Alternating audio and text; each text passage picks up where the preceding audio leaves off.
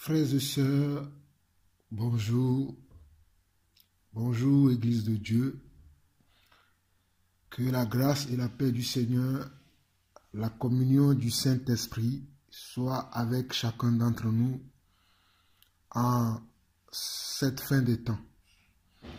Je crois que nous devons nous focaliser sur notre marche dans le Seigneur en ces fins des temps.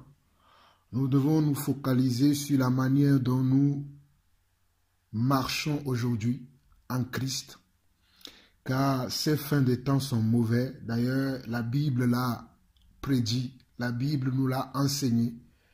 Notre Messie, le Messie Yeshua, nous avait avertis par rapport à toutes ces choses que nous voyons à la fin des temps.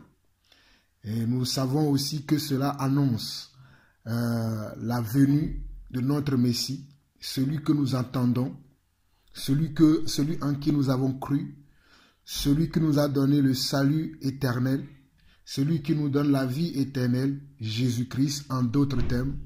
Donc je voulais ce matin encore sonner une fois la trompette, parce que en tant que prédicateur de l'évangile, je me dois à chaque fois que je constate des hérésies, des scandales dans le corps du Christ ou bien dans la vie de l'Église. Je me dois, c'est un devoir que le Seigneur nous a donné en tant que prédicateur de pouvoir avertir le peuple de Dieu afin que nous ne soyons pas bernés, afin que nous ne soyons pas séduits, parce que la séduction sévit actuellement dans le monde.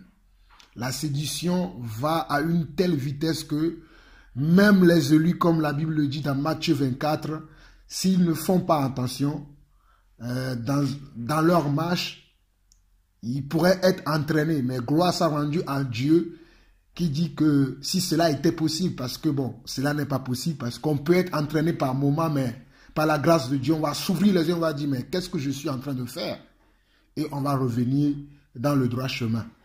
Mais je prie qu'aujourd'hui, que ce que je m'apprête à vous partager, que cela puisse vous édifier, que cela puisse vous amener à prier pour les membres de vos familles, à prier pour le monde, à prier pour l'Église et à prier aussi pour ceux qui sont élevés en dignité et surtout prier pour ceux qui annoncent l'Évangile. Prier pour les prédicateurs afin que lorsqu'ils ouvrent la bouche, qu'ils annoncent uniquement la pensée de Dieu. C'est pour ça que l'apôtre Paul, dans plusieurs de ses livres, demandait à toute l'Église de prier pour lui. Donc, mes frères, je m'apprête à vous lire un article qui m'a fait mal à l'époque où j'ai lu cet article. J'en ai déjà partagé cela avec des frères, mais aujourd'hui, l'Esprit me pousse à partager cela avec l'Église en particulier. Donc, je suis ce que le Seigneur me dit de faire. Donc, soyez tous bénis et continuons ensemble à marcher dans la sanctification, dans l'amour et laissons Dieu régner dans nos cœurs et dans nos vies. Que le Seigneur bénisse tout et chacun de nous. Au nom de Jésus-Christ notre Seigneur. Amen. Alors mes frères, mes sœurs, l'Église de Dieu, je vais vous lire un article et quand je vais poster cet enregistrement, je mettrai le lien dans les commentaires de cet enregistrement afin que vous-même vous puissiez lire le lien, afin que vous-même vous puissiez aller lire le lien. Mais ce matin, j'ai eu à partager cela avec mes frères dont j'ai des coordonnées. Je leur ai partagé cela par l'intermédiaire de, vous savez, WhatsApp, Mais je m'apprête à vous lire ce message qui vient de Africa 24 Info. Africa 24 Info. Et l'auteur de ce message que je m'apprête à vous lire, celui qui a publié bien le message, celui qui a publié le message s'appelle, je crois bien, sous Africacell, on dit Africacell. Donc, je pense que c'est lui qui a publié le message. Et je vois que c'est le pape François qui a dit cela. Alors, je vous lis le message. c'est une question. Le message commence par une question. Dieu existe-t-il? Dieu existe-t-il? Quel est le but de ma vie? Il doit y avoir une réponse. Bon. Un homme qui est là pour ouvrir de nombreux anciens secrets dans l'Église catholique est le pape François. Certaines des croyances qui ont cours au sein de l'Église, mais contraires à la nature aimante de Dieu, sont maintenant mises de côté par le pape qui a été récemment nommé l'homme de l'année par Time Magazine. Nous commençons bien, hein, par Time Magazine. Le pape François a été nommé l'homme de l'année. En tout cas, je ne vais pas faire de commentaires parce que cela ne m'intéresse pas. Dans cette dernière révélation, le pape François dit, à travers l'humilité, la recherche de l'âme et la contemplation de la prière, nous avons acquis une nouvelle compréhension de certains dogmes. À travers l'humilité, la recherche de l'âme et la contemplation de la prière, nous avons acquis une nouvelle compréhension de certains dogmes. J'aurais aimé qu'il dise que j'ai, que moi, parce que c'est lui, il parle nous. Bon, peut-être de ces confréries, de leur confrérie, de leur groupe anti-satanique, de leur religion, mais pas nous les véritables enfants de Dieu. Nous les véritables enfants de Dieu, nous ne sommes pas dans leur nouvelle compréhension. J'aimerais quand même faire ce petit commentaire-là. Parce qu'il dit, à travers l'humilité, la recherche de l'âme et la contemplation de la prière, nous avons acquis une nouvelle compréhension de certains dogmes. Je dis à l'exception de l'Église que Dieu a rachetée avec son sang. À l'exception de l'Église que Dieu lui-même a acheté avec son sang. Et ceux-là qui marchent dans la justice de Dieu, ceux-là qui marchent dans la vérité de Dieu, ceux-là qui marchent selon les saintes écritures ne sont pas dans ce mot « nous ». Et je continue. L'Église ne croit plus en un véritable enfer où les gens souffrent. Cette doctrine est incompatible avec l'amour infini de Dieu. L'Église, quand je dis l'Église, je parle de leur confrérie, je parle de leur groupe, je parle de l'écuménisme que le pape François a démarré depuis quelque temps. Mais je ne parle pas de l'Église de Dieu. Parce que l'Église de Dieu, l'Église que Dieu s'est rachetée, croit à l'enfer. Mais leur Église ne croit pas à cela. L'Église ne croit plus à un véritable enfer où les gens souffrent. Cette doctrine est incompatible avec l'amour infini de Dieu. Dieu n'est pas un juge, mais un ami et un amas de l'humanité. Dieu ne cherche pas à condamner, mais seulement à embrasser. Voici ce que le pape François dit. Dieu n'est pas un juge, mais un ami et un amant de l'humanité. Dieu ne cherche pas à condamner, mais seulement à embrasser, comme la fable d'Adam et Ève.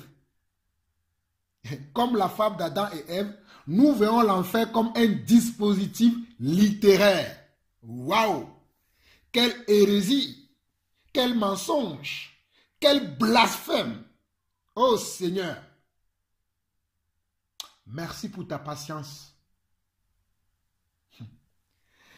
Nous voyons l'enfer comme un dispositif littéraire. Oh Seigneur, merci pour ta patience. L'enfer est simplement une métaphore de l'âme isolée qui, comme toutes les âmes, seront finalement unies dans l'amour avec Dieu. Waouh! Hérésie totale. L'enfer est simplement une métaphore de l'âme isolée qui, comme tous les âmes, seront finalement unis dans l'amour avec Dieu. Je suis effaré, outré de lire des phrases comme ça venant de quelqu'un qui est considéré comme le modèle parfait. Le pape François est considéré comme le modèle parfait. Gloire à Dieu que moi, mon modèle parfait, c'est Yeshua Hamashiach.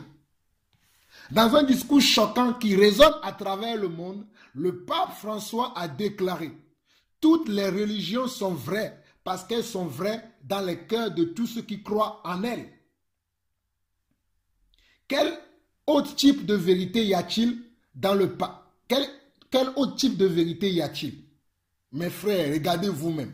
Toutes les religions sont vraies parce qu'elles sont vraies dans les cœurs de tous ceux qui croient en elles. Oui, la phrase là, elle est vraie pour ceux qui croient à la religion. Mais pour nous qui croyons en Jésus-Christ, nous n'avons pas de religion. Je répète encore, pour nous qui croyons en Yeshua, le Messie, nous n'avons pas de religion. Parce que notre religion à nous, c'est Yeshua, Mashiach.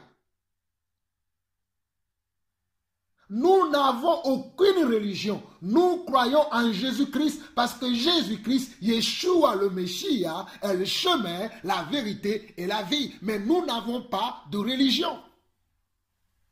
Yeshua est notre religion. Celui qui est en Yeshua est esclave de Yeshua. Alors à ce moment-là, Yeshua devient sa religion. Mais nous n'avons pas une religion. Ok, let's go. On continue.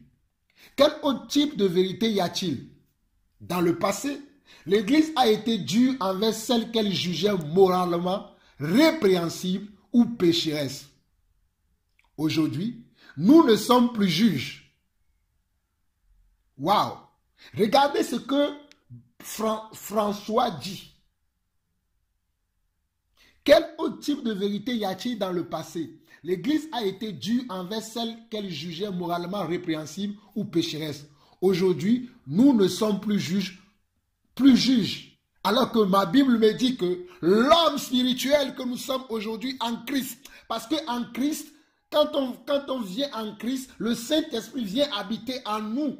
Et la Bible dit que lorsque le Saint-Esprit vient en nous, le Saint-Esprit nous amène, nous convainc déjà. Alléluia, merci Seigneur. Le Saint-Esprit nous convainc déjà de péché, de justice et de jugement. Jean 16, verset 8. Le Saint-Esprit, lorsqu'il vient dans la vie d'un croyant, lorsqu'il vient dans la vie de quelqu'un qui croit en Dieu, lorsqu'il vient dans la vie d'un enfant de Dieu, cela le convainc de justice, de péché et de jugement. Et cet homme qui est rempli des esprits d'antéchrist va nous dire cela. Et les gens vont le croire. Et on va me traiter de fou. Waouh, je suis fou de Dieu. Je suis fou de mon Yeshua. Quel autre type de vérité y a-t-il dans le passé? L'Église a été dure envers celle qu'elle jugeait moralement répréhensible ou pécheresse. Aujourd'hui, nous ne sommes plus juges. Comme un père aimant, nous ne condamnons pas nos enfants.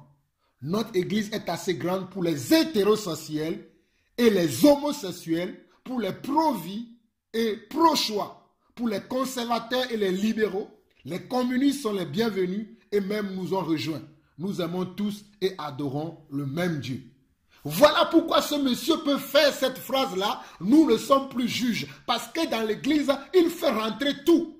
Dans son église, dans son soi-disant église, dans leur monde là. Il faut entrer tout le monde. Il faut entrer leurs frères selon l'esprit qui agit en eux. Parce que Jésus leur dira dans la Bible que vous avez peur.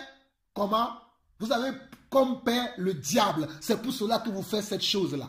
C'est pour cela que vous vivez comme ça. Ces personnes qui font ces choses-là ont pour père le diable. Parce que s'ils ont pour père notre Dieu, ils ne peuvent pas vivre comme cela. Et voici comment leur frère, leur père, François, va les conforter dans ces choses en disant que notre église est assez grande pour les hétérosexuels, les homosexuels, pour les pro-vie et pour les pro-choix, pour les conservateurs, les libéraux. Les communistes sont les bienvenus et même nous ont rejoints. Nous aimons tous et nous adorons le même Dieu.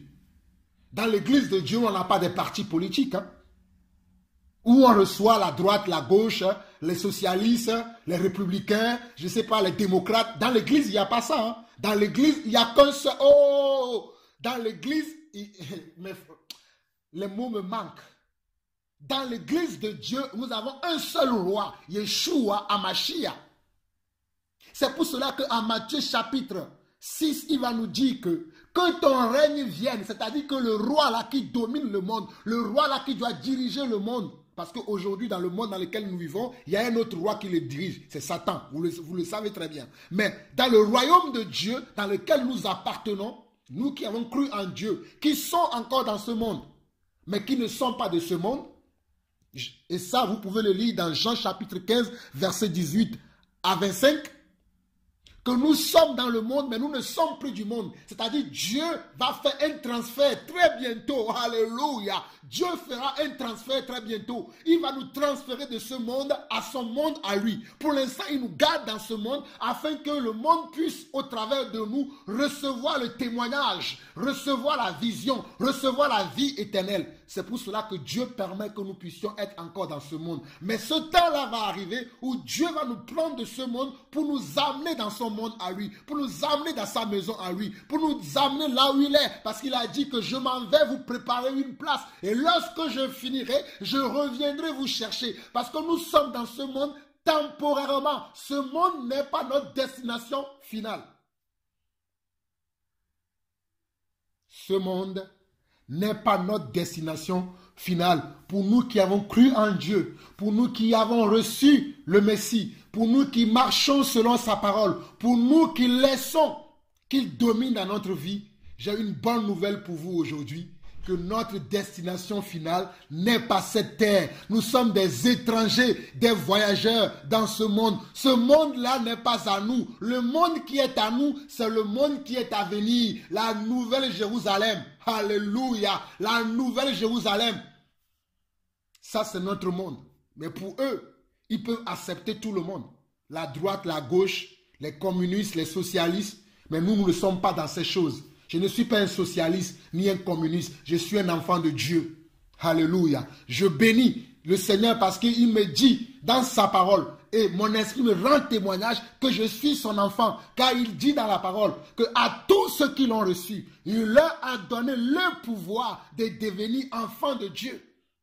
Je ne suis pas enfant d'un système. Et le communisme est un système. Je n'aime pas parler de ces choses, mais je parle brièvement. Le socialisme est un système. Le républicanisme ou le républicain, toutes ces choses-là, ce sont des systèmes des hommes. Mais moi, je ne suis pas dans les systèmes des hommes. Je suis dans le système de Dieu. Je suis enfant de Dieu. Donc, c'est Dieu qui domine dans ma vie. Alléluia. Que celui qui a des oreilles pour entendre, entende. Je continue la lecture. Au cours des 6 derniers mois, les cardinaux, les évêques catholiques et les théologiens ont délibéré dans la cité du Vatican en discutant de l'avenir de l'Église et pour redéfinir des doctrines et des dogmes catholiques de longue date. Waouh! Ils se sont réunis, ces personnes, pour redéfinir les doctrines et les dogmes. Mais dans ma Bible, il m'est dit, dans le livre de Jude, que la foi a été transmise une fois pour toutes. Dans le livre de Jude, la parole de Dieu va déclarer par la bouche de Jude, notre frère, que la foi a été transmise une fois pour toutes. Mais eux, ils se réunissent pour redéfinir la foi. Ah, que Dieu les bénisse.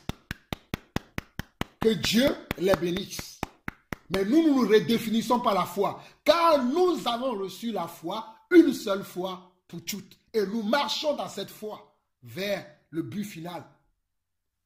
Et on continue dans la lecture, on dit le troisième concile Vatican II, le troisième concile Vatican II, permettez-moi de continuer. Le troisième concile Vatican II est le plus grand et le plus important depuis que le concile Vatican II a été conclu en 1962. Le troisième concile Vatican II est le plus grand et le plus important depuis que le concile Vatican II a été conclu en 1962. Vous voyez comment l'Église catholique, comme tout le monde le sait, qui est la mère de toutes les religions de ce monde, si vous ne le savez pas, je vous le dis, l'Église catholique est la mère de toutes les religions. Parce que moi, je ne suis pas religieux. Je suis croyant, je suis disciple et non un religieux. Mais l'Église catholique, qui est la mère de toutes ces religions, c'est comme cela qu'il ment et qu'il trompe les gens depuis des années, des années. Ils se réunissent, ils vont dire, on va faire ça, on va faire ceci, on va faire ceci, on va faire cela. Nous voyons la preuve là. Nous avons encore une preuve encore aujourd'hui. Et beaucoup de catholiques Oh Seigneur, sauve ces gens.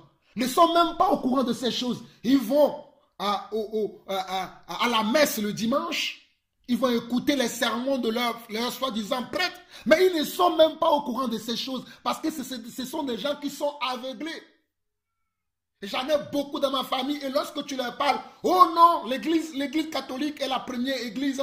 C'est là où Pierre même a commencé l'église. Moi, je ne t'écouterai pas. Je mourrai même. Je suis né catholique, je mourrai catholique. Ne sachant pas de quoi ils parlent, ces gens. Ils ne savent pas de quoi ils parlent. Oh papa, s'il te plaît, ouvre-leur leurs yeux afin qu'ils comprennent de quoi ils parlent. Beaucoup d'entre eux ne savent pas. Ce que je lis là, même les catholiques ne sont pas au courant. Que c'est comme ça que le pape, ils ne savent pas cela. Parce qu'ils ne sont pas conscients de leur état spirituel. Parce qu'ils ont été aveuglés par l'ennemi. Ils ont été aveuglés par l'ennemi qui est Satan. Et ils ne sont pas au courant de leur situation. Mais ils croient qu'ils verront Dieu. Je ne dis pas que tous les catholiques ne verront pas Dieu. Il y a certains parmi eux que Dieu connaît plus que moi, qui ne participent pas à ces choses.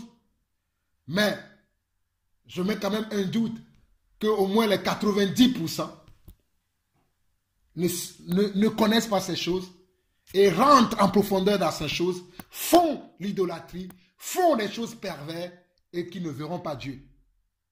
Parce que la Bible le dit, ce n'est pas moi, c'est la parole qui le dit. Donc, je continue. Le pape François a convoqué le nouveau conseil. Le pape François a convoqué le nouveau conseil, a enfin terminé le travail du concile Vatican II. Donc, il a travaillé, il a enfin travaillé, il a fini le concile. Le troisième concile Vatican II s'est conclu. Le pape François annonçant que, donc, le concile Vatican II qui est terminé, le troisième concile Vatican II qui s'est conclu, voici ce qu'ils vont faire dans le troisième concile Vatican II. Parce que c'est ce qu'ils annoncent à faire. Voilà ce qu'ils vont faire maintenant. Écoutez très bien ce qu'ils vont faire maintenant. Dans ce concile-là, voici les choses qu'ils ont décidées. Le catholicisme est maintenant une religion moderne et raisonnable qui a subi des changements évolutifs. Le temps est venu d'abandonner toute intolérance. Nous devons reconnaître que la virilité religieuse évolue et change. La vérité n'est pas absolue ou gravée dans la pierre. Waouh! Quelle hérésie! Mais je continue. Même les athées reconnaissent le divin. Ça c'est vrai, les athées croient qu'il y a un Dieu. Par des actes d'amour et de charité, l'athée reconnaît Dieu ainsi et rachète son âme, devenant un participant actif de la rédemption de l'humanité. Ça c'est faux. Ce n'est pas par un acte de charité qu'on obtient le salut. Je répète, ce n'est pas par un acte de charité qu'on obtient le salut. Qu'est-ce que je veux dire par là? La Bible dit dans le livre de Jacques que ce ne sont pas par les œuvres que nous serons justifiés, mais c'est par la foi en Yeshua, à Mashiach. C'est parce que nous avons cru en Yeshua, à Mashiach, nous l'avons accepté comme notre Seigneur et Sauveur, c'est en cela que nous serons sauvés. Ce n'est pas parce que je fais des dons aux pauvres, je donne je fais des dons aux associations, je donne à quelqu'un que je serai sauvé. Non.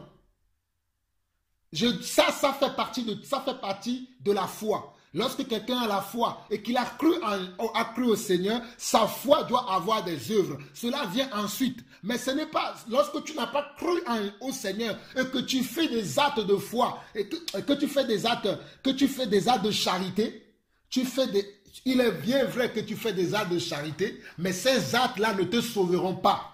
Parce que nous ne sommes pas sauvés par les œuvres, mais nous sommes sauvés par la foi. C'est ce que la Bible dit, c'est ce que je crois et c'est ce que je dis. Et c'est ce que le Seigneur Jésus lui-même a dit. Jésus n'a pas dit, bon, vivez dans le péché, faites tout ce que vous voulez, vivez dans l'idolâtrie, après, faites quelques-uns d'œuvres de charité, vous serez sauvés. Non, ce n'est pas ce que le Seigneur Jésus a enseigné. Ce n'est pas ce que Yeshua, Mashiach a enseigné. Ce n'est pas ce que les apôtres ont enseigné. Ce n'est pas ce que les prophètes ont enseigné. Comment se fait-il que ce soi-disant pape François vous dit de telles choses? et personne ne s'en meut. Oh, que le Seigneur te réprime. Que le Seigneur Yeshua te réprime, François. Parce que tu es tombé trop bas. Quelle hérésie. Par des actes d'amour et de charité, la terre reconnaît ainsi Dieu et rachète son âme. Waouh! On ne rachète pas l'âme par notre œuvre de charité. Si ta vie n'est pas une vie de sanctification, tu ne vis pas dans la justice de Dieu, tu ne pourras pas recevoir l'œuvre de la rédemption. Tu ne pourras pas recevoir l'œuvre de la rédemption. Et d'ailleurs, puisque vous prenez ce passage pour me dire que l'amour, ma Bible me dit dans ce message de l'amour que beaucoup de chrétiens, même de croyants ne comprennent pas aujourd'hui, même beaucoup de disciples aussi ne comprennent pas, et qu'ils prennent aussi ce passage-là pour justifier tout et n'importe quoi. Ah oui, l'amour, oui, mais moi l'amour que j'ai ne se réjouit pas de l'injustice. Je vais vous lire ce passage de l'amour pour vous dire que ce monsieur est en train de vous dire n'importe quoi. L'amour ne se réjouit pas de l'injustice. Regardez ce qu'on nous dit, l'amour, dans 1 Corinthiens chapitre 13. On dit, quand je parlais les langues des hommes et les langues des anges, si je n'ai pas l'amour, je suis un airain qui résonne ou une cymbale qui retentit. Et quand j'aurai le don de prophétie, la science de tous les mystères et de toute la connaissance, quand j'aurai même toute la foi jusqu'à transporter des montagnes, si je n'ai pas l'amour, je ne suis rien. Et quand je distribuerai tous mes biens pour la nourriture des pauvres, voilà, on le dit ici, quand je distribuerai tous mes biens pour la nourriture des pauvres, quand je livrerai même mon corps pour être brûlé, si je n'ai pas l'amour, cela ne me sert à rien. Ce verset 3 me dit, si je n'ai pas l'amour pour Dieu, si je n'ai pas l'amour pour la vérité, si je n'ai pas l'amour pour Dieu, pour aimer ce que Dieu veut, pas l'amour personnel à moi-même. Verset 4. L'amour est patient, il est plein de bonté. L'amour n'est point envieux, l'amour ne se vante point, il ne sent point d'orgueil, il ne fait rien de malhonnête, il ne cherche point son intérêt, il ne s'irrite point, il ne soupçonne point le mal, il ne se réjouit point de l'injustice, mais il se réjouit de la vérité. Je vais m'arrêter beaucoup sur le verset 6. Que beaucoup d'entre nous, nous enlevons de notre vocabulaire. L'amour ne se réjouit point de l'injustice. C'est quoi? Vous allez me dire, oui Jean-Paul, c'est quoi l'injustice? Ouais, c'est ça que vous devez chercher. C'est quoi l'injustice? C'est quoi l'injustice? Celui qui n'est pas juste est injuste. Celui qui ne vit pas dans la justice pratique comment? L'injustice. Donc c'est un terme qui est vaste. Donc je ne peux pas accepter ce que le pape François dit là, que non, oui, je vous relis sa phrase, que par des actes d'amour et de charité, la terre reconnaît Dieu ainsi et rachète son âme, devenant un participant actif dans la rédemption de l'humanité. Mais je crois que le pape François a oublié le verset 6 de 1 Corinthiens, que l'amour ne se réjouit point de l'injustice, mais il se réjouit de la vérité. Car l'athée, qui se réjouit de temps en temps de l'injustice dans le monde, qui se réjouit de temps en temps de l'injustice dans ses actes, qui fait même des actes injustes, verra-t-il mon Seigneur, mon Dieu?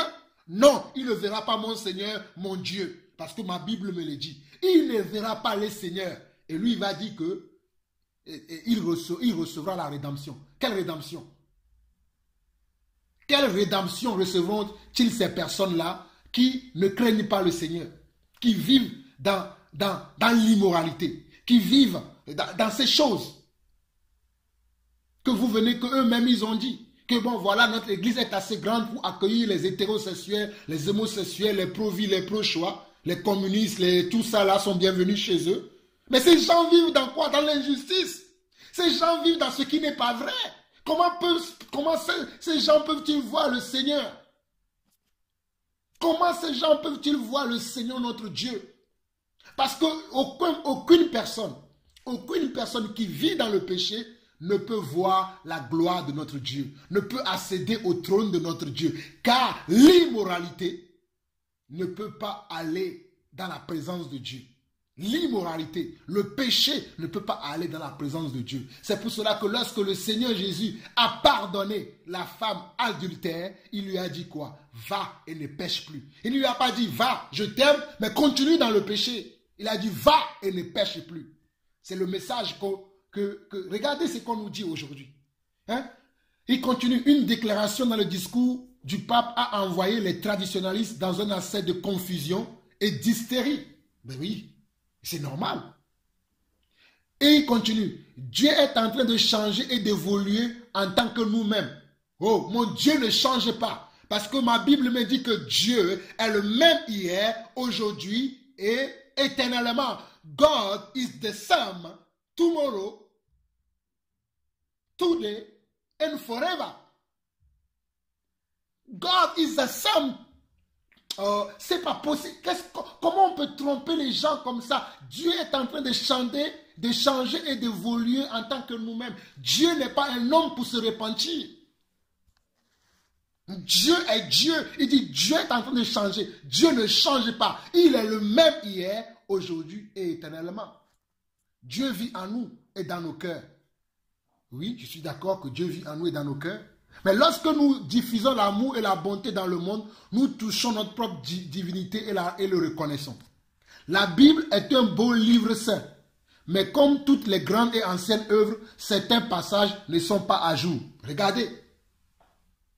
Il va dire qu'il y a certains passages de la Bible ne sont pas à jour pour introduire quoi? Pour introduire le péché, pour introduire l'immoralité, pour introduire tout ce qui n'est pas de Dieu. Et ça, les apôtres de notre Seigneur Jésus-Christ nous l'ont prédit. Ça, Jésus lui-même l'a prédit.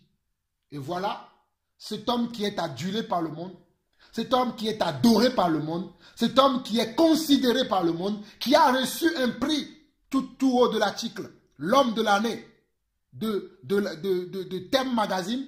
Moi, que Thème Magazine vienne me mettre en prison, que les gens viennent me mettre en prison parce que je suis en train de dire la vérité. Je veux qu'on me mette en prison. Je n'ai pas besoin de ce soi-disant prix que le monde donne. Ma place m'est réservée là-haut dans le ciel. Regardez ce qu'on nous dit aujourd'hui. Et personne ne se meut. Les chrétiens ne se meuent pas.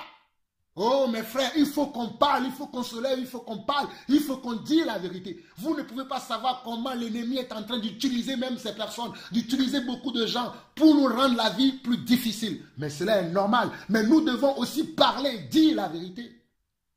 Nous ne devons pas rester comme ça et sans rien dire.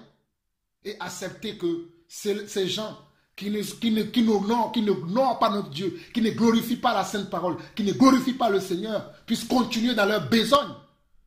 Mais levons-nous et parlons. Mais on est là, personne ne se meut. Moi, je parlerai et je parlerai encore. Je continue pour finir l'article. Certains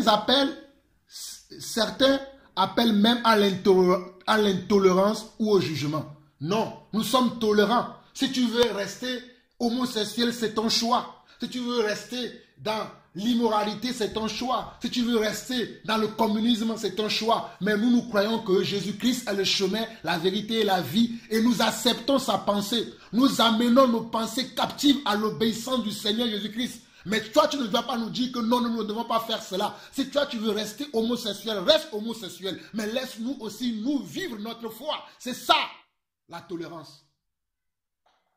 C'est ça, la tolérance. Nous devons vivre notre foi. Mais aujourd'hui, il y a des lois qui sont votées que tu ne peux même pas parler de Dieu aux gens. Vous savez cela? Qu'il y a des lois qui sont votées dans certains pays qui vont bientôt arriver dans tous les pays. Qu'on ne pourra même plus parler de Dieu aux gens. On ne pourra plus partager notre foi. Mais on peut supporter, nous on peut être là, voir leurs hérésies, voir leurs bêtises, mais nous ne pouvons pas parler de la vérité. Gloire soit rendue à l'apôtre Paul qui a dit dans le livre de Corinthiens que même si vous m'enfermez en prison, même si vous m'enfermez dans un trou de la terre, vous n'enfermez pas la parole de Dieu. Il a dit, l'apôtre Paul a dit, je rends grâce à Dieu.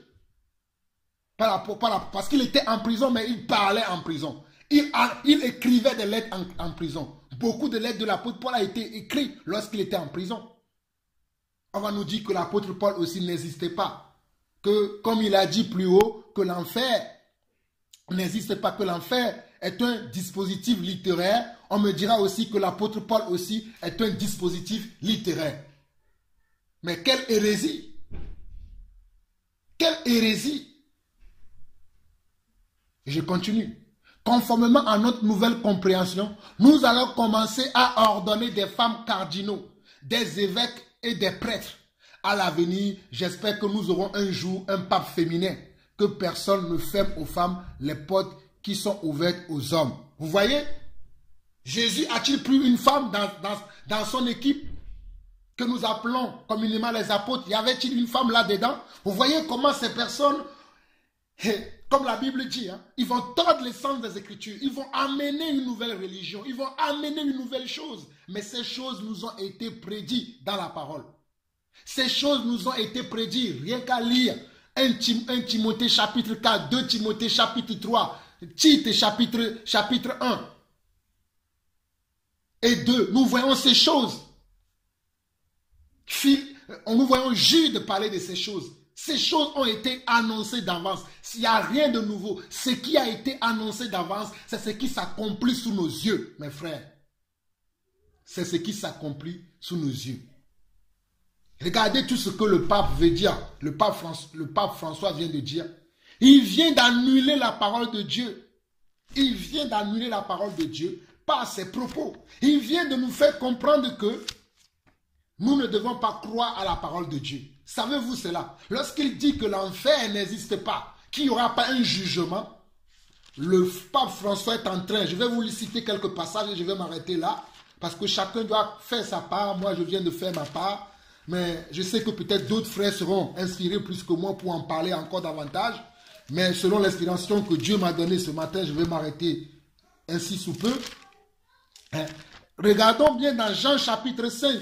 Quand nous regardons Jean chapitre 5, où le Seigneur Jésus parle, où dit en vérité, Jean chapitre 5, verset 25 à 29, il dit, en vérité, c'est ça la vérité, ce n'est pas ce que François dit. La vérité vient de qui? Vient de la bouche de Dieu. Dans un verset, oh alléluia, merci Seigneur, dans Ésaïe, je vais vous lire cela. Comme ça, vous-même, vous allez choisir si vous croyez en Dieu ou si vous croyez en François. Je vais vous lire ce passage-là afin que vous décidez en qui vous croyez. Vous devez faire votre décision. Vous devez prendre votre décision quand vous allez écouter ce message et partager ce message avec vos familles. Mais que chacun puisse prendre sa décision personnelle, parce que nous irons tous devant le trône de Dieu personnellement. Je ne vais pas rendre compte pour François, ni pour mon épouse, ni pour ma... Je vais rendre compte de ce que moi-même j'ai vécu, de ce que moi-même j'ai enseigné, de ce que moi-même j'ai fait. Nous serons tous devant le Seigneur tout seuls, pas accompagnés de quelqu'un. La seule personne qui va nous accompagner, c'est notre avocat, Jésus-Christ le juste. Je vous lis dans Ésaïe 45, à partir du verset 22. Le Seigneur dit ceci. Tournez-vous vers moi et vous serez sauvés. Il n'a pas dit tournez-vous vers une religion, tournez-vous vers un homme. Il a dit tournez-vous vers qui? Moi, le Sauveur, et vous serez sauvés. Vous tous qui êtes aux extrémités de la terre, car je suis Dieu et il n'y en a point d'autre. Car je suis Dieu et il n'y en a point d'autre. Je le jure par moi-même. Je le jure par moi-même. Je le jure par moi-même. La vérité sort de ma bouche et ma parole ne sera point révoquée. Regardez ce que lui vient de dire. Il vient de révoquer la parole de l'Éternel et ceci est un blasphème contre le Saint-Esprit. Regardez, il dit, je le jure par moi-même, la vérité sort de ma bouche et ma parole ne sera point révoquée. On ne peut pas révoquer la parole de Dieu. Mais je vois beaucoup d'hommes aujourd'hui qui se lèvent et qui révoquent la parole de l'Éternel, qui révoquent la parole du Messie, qui révoquent la parole de Yeshua. Malheur à vous, malheur à vous, malheur à vous, tombeau blanchi. Tout genou fléchira devant moi, tout langue jurera par moi. En l'Éternel seul, me dira-t-on, réside la justice et la force. à lui viendront pour être confondus tous ceux qui étaient irrités contre lui. Par l'Éternel seront justifiés et glorifiés tous les descendants d'Israël. Regardez, Dieu dit que la vérité sort de sa bouche. La vérité ne vient pas de ces soi-disant hommes de Dieu que vous voyez un peu partout. Il n'y a pas que le pape François, il y en a plusieurs aujourd'hui qui amènent d'autres vérités, qui amènent d'autres paroles, qui ne sont pas la parole qui est sortie de la bouche de Dieu, qui ne sont pas des paroles qui sont sorties de la bouche de Dieu. Mais la vérité qui est sortie de la bouche de Dieu sont dans les Saintes Écritures. Je vous lis maintenant Jean chapitre 5, versets 25 à 29. Il dit, en vérité, je vous le dis, l'heure vient et elle est déjà venue, où les morts entendront la voix du Fils de Dieu, et ceux qui l'auront entendu vivront.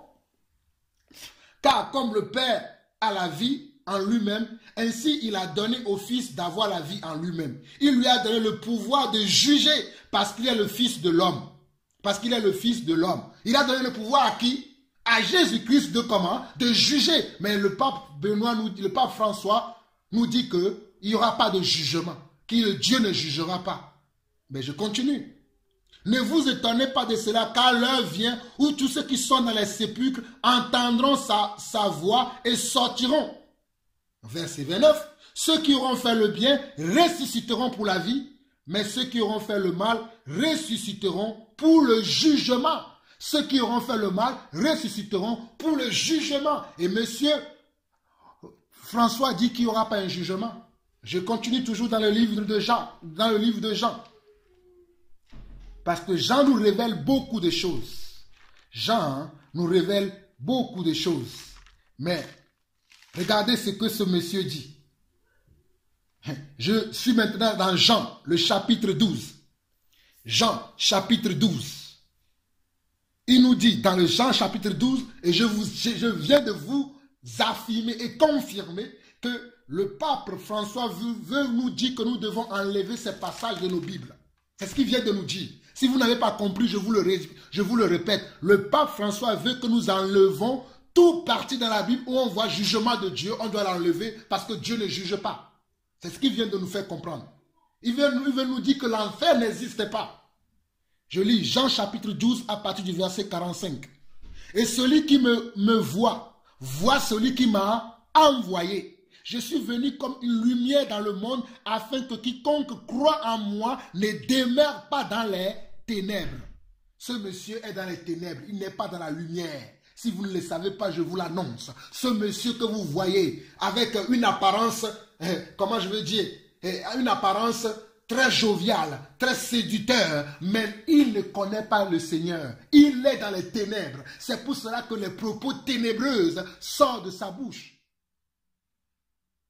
Verset 46. Je suis venu comme une lumière dans le monde afin que quiconque croit en moi ne demeure pas dans les ténèbres. Si quelqu'un entend mes paroles et ne les garde point, ce n'est pas moi qui le juge, car je suis venu non plus pour juger le monde, mais pour sauver le monde. C'est la parole qui nous juge et Jésus est aussi la parole. Dieu est aussi la parole. Quand tu n'acceptes pas sa parole, tu es déjà jugé parce que tu n'as pas accepté la parole. Benoît, tu es déjà jugé. Toi, François, tu es déjà jugé. François, tu es déjà jugé parce que tu n'as pas accepté la parole. Tu viens de tordre l'essence des Écritures. Celui qui me rejette et qui ne reçoit pas mes paroles a son juge. La parole que j'ai annoncée, c'est elle qui le jugera au dernier jour. Jean 12, 48. Celui qui me rejette et qui ne reçoit pas mes paroles a son juge. La parole que j'ai annoncée, c'est elle qui le jugera au dernier jour. Mais ce que vous avez oublié dans Jean 1, il est écrit qu'au commencement était la parole était avec Dieu et la parole était Dieu. Alors qui va juger? C'est encore Dieu qui est lui-même la parole. Il est la parole, il est aussi Dieu. Donc c'est lui qui va te juger à la fin. Lorsque toi tu dis qu'il n'y a pas un jugement, qu'il n'y aura pas de jugement, que Dieu est amour, Dieu accepte tout. Dieu accepte l'immoralité, Dieu accepte la perversité. Tu es en train de tromper les gens. Et honte quand même. Oui, tu n'as plus de conscience. Comment pourras-tu avoir honte? Puisque ta conscience Tu l'as vendu à notre ennemi, à celui qui nous condamne tous les jours. Tu le lui as vendu. Comment je pourrais te donner ce conseil? Jean le chapitre 14, le verset 14. Jean le chapitre 14 à partir du verset 1 au verset 6. Notre Dieu, la parole va encore nous dire que votre cœur ne se trouble point. Croyez en Dieu, croyez en moi. Il y a plusieurs demeures dans la maison de mon Père. Si cela n'était pas, je vous l'aurais dit. Je vais vous préparer une place. Et lorsque je m'en serai allé et que je vous aurai préparé une place, je reviendrai et je vous prendrai avec moi, afin que là où je suis, vous y soyez aussi.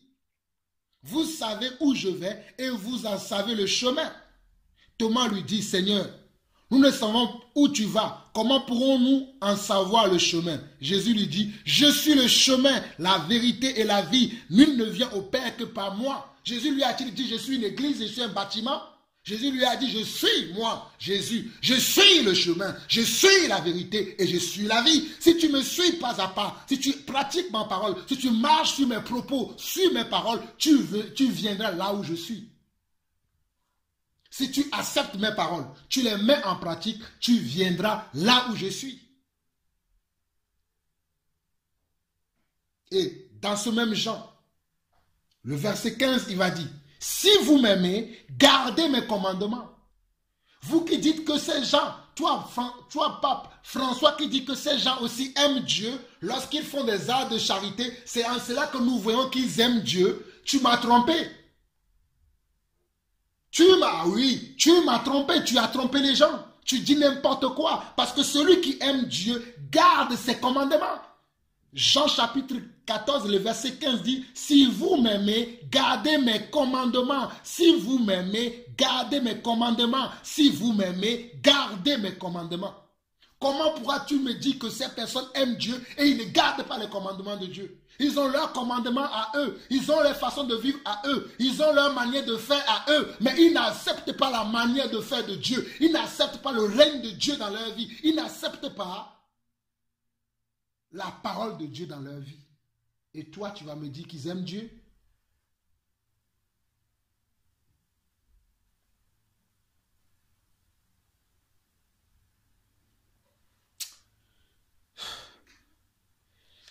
Regardez Jean chapitre 16. Je vous conseille, lisez les livres de Jean. Rien que les livres de Jean, mes frères, Église de Dieu, rien que les livres de Jean contredit tous les propos du pape François. Rien que les livres de Jean. Si vous ne connaissez pas les autres livres de la Bible, vous lisez que les livres de Jean, tous les propos que le pape François vient de dire là, que le livre de Jean les condamne déjà. Le Jean chapitre 16 nous dit ceci. Le verset 1, il commence ceci. Je vous ai dit ces choses afin qu'elles ne soient pas pour vous une occasion de chute. Tout ce que Jésus nous dit dans la parole, il nous dit ces choses pour que nous soyons prévenus, que nous soyons avisés. Que nous soyons avisés, avertis, prévenus, afin qu'on ne se fasse pas berner par les soi-disant serviteurs de Dieu, qui sont que des serviteurs de Mammon, des serviteurs de Satan. Ils ne sont pas des serviteurs de Dieu. Dieu nous a avertis afin que nous ne nous fassions pas berner.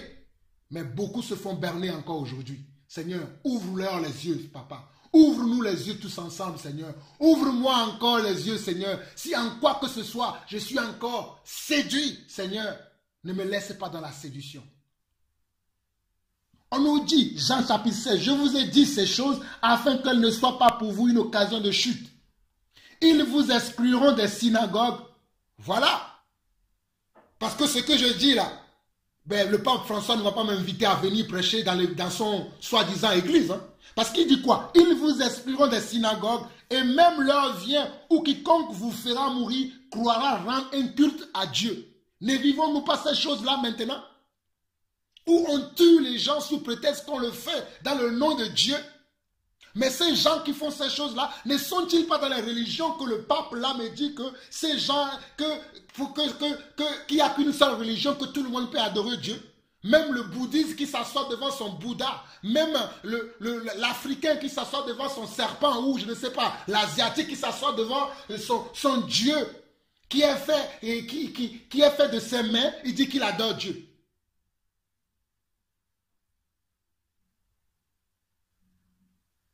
Au lieu d'adorer le Créateur, on adore la créature.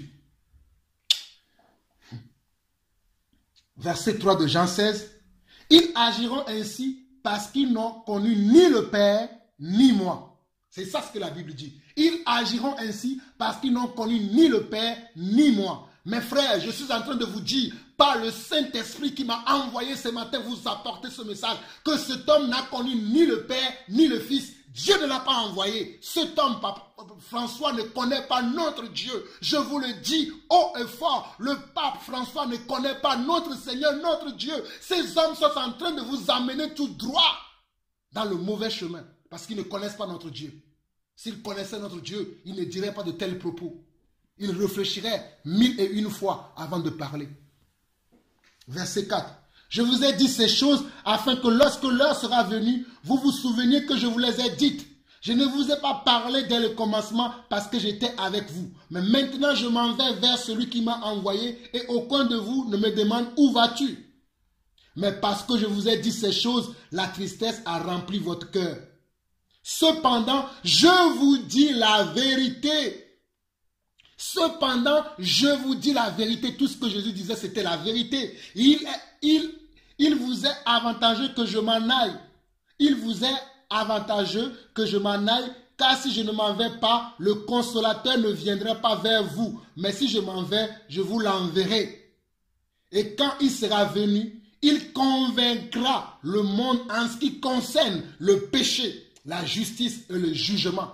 Quand le consolateur, cet homme dit qu'il a reçu le consolateur, qui parle tous les jours du consolateur, il parle du jour du Saint-Esprit. Ce monsieur parle tous les jours du Saint-Esprit, il a oublié que le Saint-Esprit amène aussi le jugement, il a oublié cela. Quel Saint-Esprit a-t-il reçu?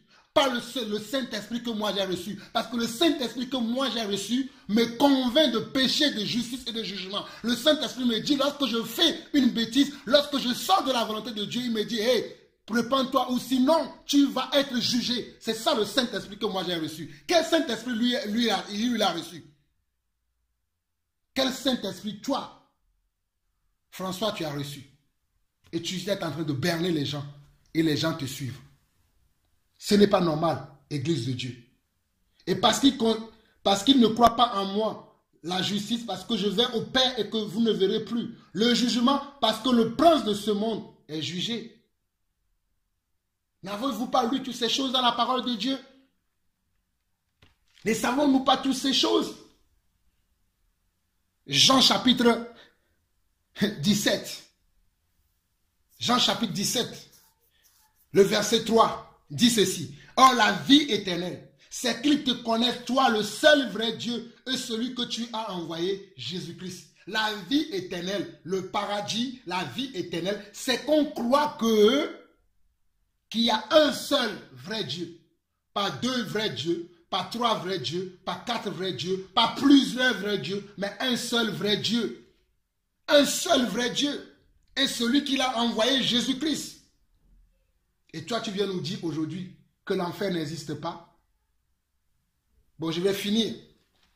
Pour toi qui dis que l'enfer n'existe pas, je vais finir par un dernier passage. Il y a tellement de passages, mais je crois que j'ai fait ma part. Lorsque le Seigneur m'a dit, lève-toi et parle encore, j'ai fait ma part. Lui-même, il fera le reste. Je suis conscient de cela. Quand nous regardons dans Apocalypse, chapitre 20, chapitre 20, vous qui suivez ces hommes, continuez à les suivre.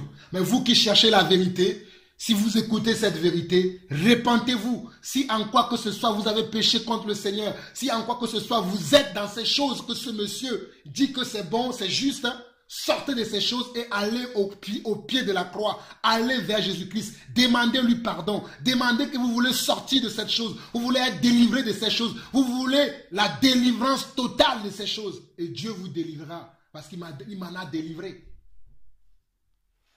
Dans Apocalypse chapitre 20, à partir du verset 10, on dit « Et le diable qui les séduisait fut jeté dans les temps de feu et de soufre, où sont la bête et le faux prophète. Ils sont tourmentés jour et nuit au siècle des siècles. » Mais Benoît, au début de ma lecture, nous a dit qu'il ne croit pas en un véritable enfer, que l'enfer est un dispositif littéraire. Je peux vous le lire. L'Église croit en un véritable... L'Église ne croit plus en un véritable enfer où les gens souffrent. Cette doctrine est incompatible avec l'amour infini de Dieu. Dieu n'est pas un juge, mais un ami et un amant de l'humanité. Dieu n'est pas mon amant, il est mon Dieu, il est mon créateur.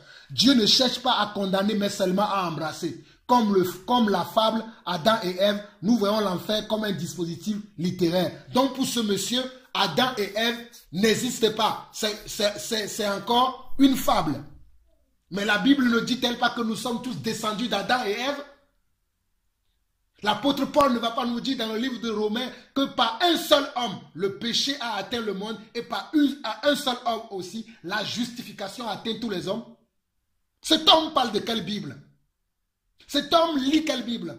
Pas la Bible des apôtres, pas la parole des apôtres et des prophètes. Mais je crois qu'il est en train de vous parler d'une autre Bible. Mais pas de la Bible que le Seigneur Jésus et ses apôtres nous ont laissée. Parce que dans la Bible du Seigneur Jésus-Christ, par Adam et Ève, le péché est entré dans le monde. Mais par Jésus-Christ, nous recevons comment? L'adoption. Nous recevons la justification si nous l'acceptons à une condition. Si nous l'acceptons comme notre Seigneur et Sauveur. Si nous l'acceptons comme la vérité, le chemin et la vie. Je reviens dans Apocalypse chapitre 20 pour finir. Et le diable qui les séduisit fut jeté dans les temps de feu et de soufre où sont la bête et le faux prophète. Le faux prophète, c'est ce sont Jean. Ces gens-là, ils seront aussi avec eux. Ils sont tourmentés jour et nuit au siècle des siècles. Puis je vis un grand trône blanc et celui qui était assis dessus. La terre et le ciel s'enfuirent devant sa face et il ne fut plus trouvé de place pour eux. Et je vis les morts, les grands et les petits, qui se tenaient devant le trône. Des livres furent ouverts et un autre livre fut ouvert, celui qui est le livre de vie. Celui qui est le livre de vie. Oh Seigneur, que mon nom soit écrit dans le livre de vie, pas le livre de mort. Et les morts furent jugés selon leurs œuvres, d'après ce qui était écrit dans ces livres. La mer rendit les morts qui étaient en elle. La mort et le séjour des morts rendirent les morts qui étaient en eux. Et chacun fut jugé selon ses œuvres. Puis la mort et le séjour des morts fut jeté dans les temps de feu. C'est la seconde mort. Les temps de feu. C'est la seconde mort, les temps de feu. C'est la seconde mort, les temps de feu. Quiconque ne fut pas trouvé écrit dans le livre de vie fut jeté dans les temps de feu dans lequel il y avait déjà le diable, le faux prophète. Quiconque ne fut pas trouvé dans le livre de vie fut jeté, fut ajouté à ces personnes-là. Parce que ce sont ces personnes, c'est-à-dire les faux prophètes, le faux prophète, Satan qui séduit aujourd'hui toutes ces personnes-là, les temps de feu, l'enfer leur est réservé. Et Benoît va nous dire que, je dis Benoît, François va nous dire que l'enfer n'existe pas. Et beaucoup suivent cette personne, beaucoup suivent cet homme.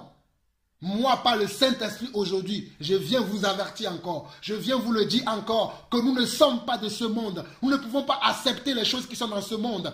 Jean chapitre 15, je voulais finir, mais le Seigneur me dit de vous le lire. Jean chapitre 15. Nous ne sommes pas de ce monde, nous ne pouvons pas accepter que ce monde accepte, nous ne pouvons pas, comment on dit, cautionner ce que ce monde cautionne parce que nous n'avons pas notre place dans ce monde. Il dit quoi? Jean chapitre 15, à partir du verset 18, il dit, « Si le monde vous hait, sachez qu'il m'a haï avant vous. » Pourquoi le monde va nous haïr? Il y aura beaucoup de gens qui vont me haïr quand ils vont regarder cette vidéo. Ils vont dire, de qui tu te prends pour juger François? Mais Dieu m'a donné de juger. Je ne me justifie pas devant qui que ce soit. Je fais mon travail, je suis appelé pour ça. Si vous étiez du monde, le monde aimerait ce qui est à lui. Mais parce que vous n'êtes pas du monde et que je vous ai choisi du milieu du monde, à cause de cela, le monde vous hait. Souvenez-vous de la parole que je vous ai dite. Le serviteur n'est pas plus grand que son maître. S'ils m'ont persécuté, ils vous persécuteront aussi. S'ils ont gardé ma parole, ils garderont aussi la vôtre. Mais ils vous feront toutes ces choses à cause de mon nom, parce qu'ils ne connaissent pas celui qui m'a envoyé. Ils vont me critiquer, ils vont m'insulter, ils vont me dire de qui tu te prends, parce qu'ils ne connaissent pas celui qui m'a envoyé, parce qu'ils ne connaissent pas le Dieu que je sers, le Dieu que j'adore, le Dieu que je prie. Ils ont un autre Dieu. Au verset 22, il va dire, si je n'étais pas venu et que je ne leur ai point parlé, ils n'auraient pas de péché. Mais maintenant, ils n'ont aucune excuse de leur péché. Celui qui me hait aussi mon Père. Celui qui nous hait aussi le Seigneur Dieu. Celui qui nous hait aussi le Seigneur Dieu. Celui qui nous hait aussi le Seigneur Dieu. Et pour finir, pour de bon aujourd'hui, Matthieu chapitre 24, dont je vous parlais tout à l'heure, où on voit que beaucoup de ces hommes vont essayer de pouvoir s'accaparer des élus, même s'il était possible. Mais Dieu nous a prévenus. Regardez Matthieu chapitre 24. Regardez Matthieu chapitre 24. C'est là où je vais finir. Il dit, comme Jésus s'en allait au sortir du temple, ses disciples s'approchaient pour lui en faire remarquer les constructions. Mais il leur dit, voyez-vous tout cela, je vous le dis en vérité, il ne restera pas ici pierre sur pierre qui ne soit renversé. Il s'assit sur la montagne des Oliviers et les disciples vinrent en particulier lui poser cette question. Dis-nous quand cela arrivera-t-il et quel sera le signe de ton avènement et de la fin du monde?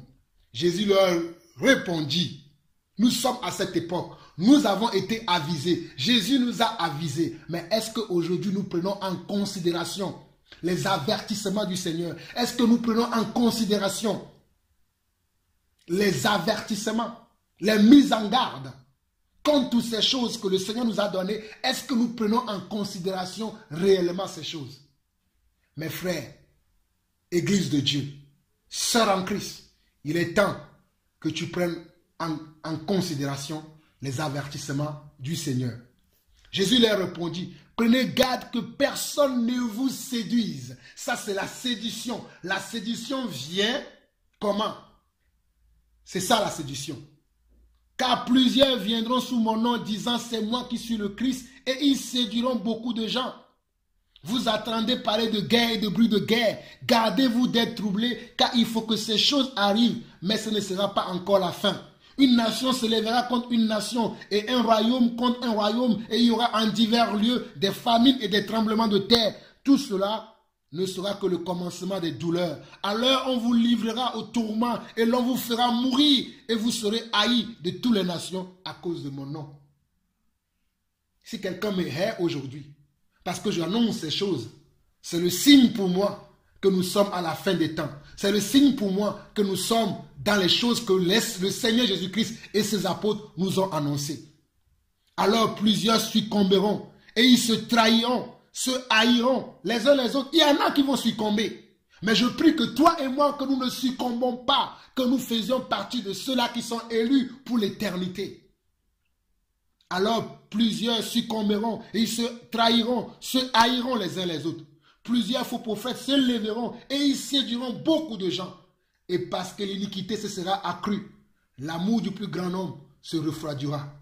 Mais celui qui persévérera jusqu'à la fin sera sauvé. Mais celui qui persévérera, persévérer en quoi? Persévérer dans la justice, persévérer dans la vérité, persévérer dans l'amour, persévérer dans quoi? Dans la justice de Dieu, persévérer dans la volonté de Dieu, persévérer dans la façon de Dieu de faire les choses et dans la façon des hommes.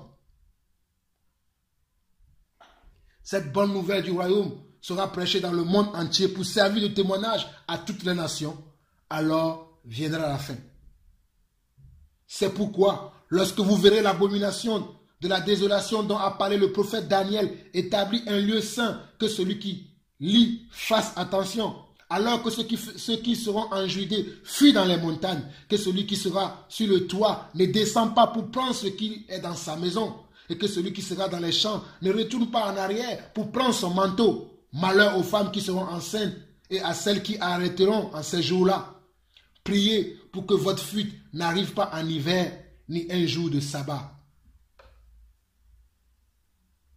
Car alors la détresse sera si grande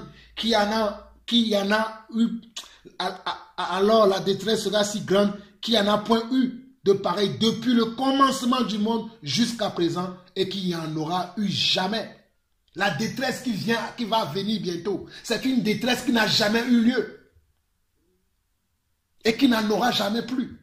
Mais celle-là n'est pas encore venue. Mais Dieu nous prépare. Verset 22. Et si ces jours n'étaient pas abrégés, personne ne serait sauvé. Mais à cause des élus, ces jours seront abrégés. Si quelqu'un vous dit alors, le Christ est ici ou il est là, ne le croyez pas, car il s'élèvera de faux Christ et de faux prophètes. Ils feront de grands prodiges et de grands miracles, au point de séduire, s'il était possible, même les élus. Voici, je vous l'ai annoncé d'avance. Si donc on vous dit, voici il est dans le désert, n'y allez pas. Voici il est dans les chambres, ne le croyez pas. Car comme l'éclair part de l'Orient et se monte jusqu'à l'Occident, ainsi sera l'avènement du Fils de l'homme. En quelque lieu que ce soit, le cadavre, là, s'assemblent les vautours. Mes frères, je vais m'arrêter là. Je vous conseille de vous-même de relire ces passages, de relire toute la Bible si vous avez l'occasion, de relire les messages des prophètes, de relire les messages des apôtres. Vous allez voir que ces messages parlent toujours de justice et de jugement. De justice et de jugement. Parce que notre Dieu est juste et il est aussi un juge.